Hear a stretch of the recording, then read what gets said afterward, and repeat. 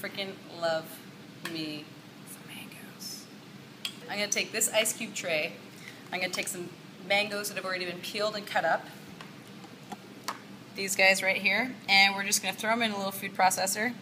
This little friend right here. And we're going to turn it into a nice puree with a little bit of our lemon thyme because we want to make it extra special. So we're just taking our mango, throwing it in here.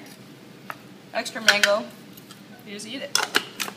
There you go. Gonna add a little bit of our lemon thyme, gonna add a little bit more. And this is really cool because using these frozen mango cubes is gonna be awesome for morning smoothies.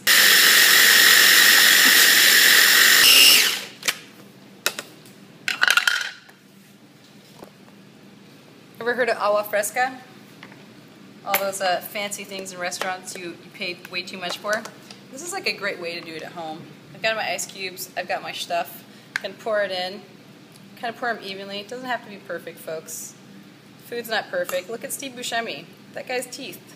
Everybody loves him. His teeth are fucked up as hell. You know what I'm saying? Yeah. So, say you're making a drink, you want to throw in ice cubes. Why are you going to water down your drink? I really don't believe in watering down any sort of alcohol.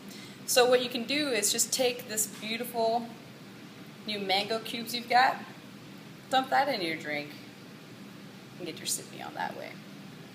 You can also take these, put them in your morning smoothie once they're frozen. It's all about doing it DIY, folks, on the cheapy cheap. Check that out. This would have cost you, I don't know how much in the store, probably a lot. I like to do it cheap, fast, and fast. Freeze these guys for about 3 to 4 hours depending on how your freezer works. Pop them out, enjoy. Bon appetit!